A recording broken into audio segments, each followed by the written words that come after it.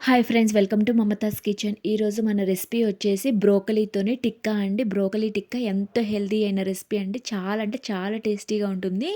పైన క్రిస్పీగా, లోపల సాఫ్ట్గా, చాలా అంటే చాలా టేస్టీగా ఉంటుంది. ఖచ్చితంగా ట్రై చేయండి, చాలా బాగుంటుంది. ఎప్పుడు సలాడ్స్, కర్రీసే కాకుండా బ్రోకలీతోని ఇలా కూడా చేసుకొని పిల్లలకి ఇవ్వండి, చాలా ఇష్టంగా తింటారండి. చాలా బాగుంటుంది. చూసారు కానీ లోపల కూడా కుక్ అయిపోయింది. పైన క్రిస్పీగా, లోపల సాఫ్ట్‌గా చాలా బావుంటుందండి. దీన్ని టమాటా కెచప్‌తోని చేసుకోండి. మనం ప్రాసెస్‌లోకి వెళ్ళిపోదాం రండి. ముందుగా మిక్సీ జార్‌లో మామూలు మిక్సీ అయినా సరిపోతుందండి. మిక్సీ జార్‌లో బ్రోకలీ ఏసుకోండి. మీకు ఇలా వద్దు అనుకుంటే ఆవిరికి ఉడకబెట్టుకొని స్మాష్ అయినా చేసుకోవచ్చండి. మెత్తగా అయినా చేసుకోవచ్చు. ఇలా అయినా చేసుకోవచ్చు. చాలా బావుంటుంది. ఇందులో జీలకర్ర, టేస్ట్‌కి సరిపడా సాల్ట్, గరం మసాలా, ధనియాల పౌడర్ ఏసుకొని అందులోకి స్పైసీనెస్ తగ్గట్టు కారం వేసుకొని ఒక బరకగా మిక్స్ చేసుకోండి. మరీ మెత్తగా చేసుకోవద్దండి. మామూలుగా ఇలా బరకగా ఉంటే సరిపోతుంది. మామూలు మిక్సీ జార్‌లోనైనా మామూలు నేను కూరగాయలు కట్ చేసే దాంట్లో మిక్సీ జార్‌లో ఏసుకున్నానండి.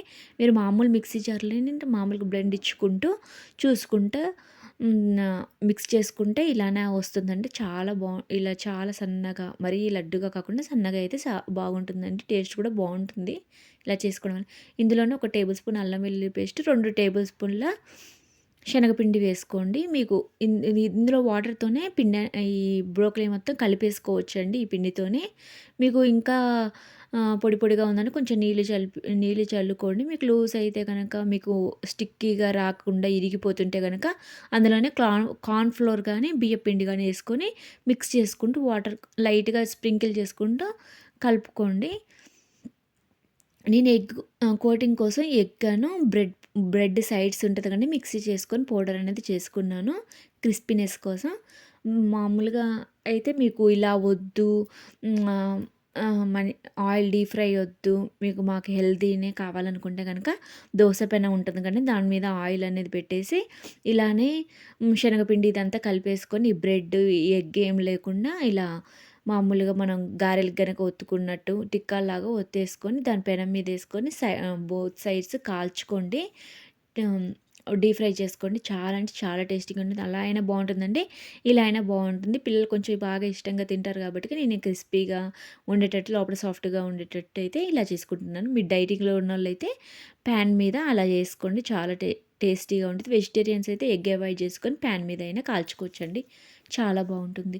ఇలా కోటింగ్ చేసుకొని అన్నీ కూడా నేను ఈ విధంగా కోట్ చేసుకొని బ్రెడ్‌తోని ఆయిల్ హీట్ అయిన తర్వాత అన్నీ ఒక్కొక్కటిగా వేసుకున్నానండి.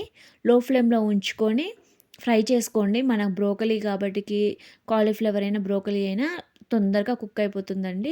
చాలా సాఫ్ట్‌గా అయిపోతుంది లోపట అనేది. మీరు మామూలుగా కాలీఫ్లవర్ కుక్ చేసినా కూడా ఎంత సాఫ్ట్‌గా అయిపోతుందో మీరు చూస్తారు కదండీ. అలానే ఇలా ఇంక రెడ్‌గా అయిపోయిన తర్వాత పక్కకు తీసుకోండి. అలానే అన్నీ వేసుకొని ఇలా రెడ్‌గా అయ్యే వరకు ఫ్రై చేసుకోండి. పైన క్రిస్పీగా, లోపల సాఫ్ట్‌గా ఉంటుందండి. దీన్ని టమాటా కెచప్‌తోని సర్వ్ చేసుకోండి. టేస్ట్ అనేది కూడా చాలా అంటే చాలా బాగుంటుంది. మీకు ఖచ్చితంగా నచ్చుతుందండి.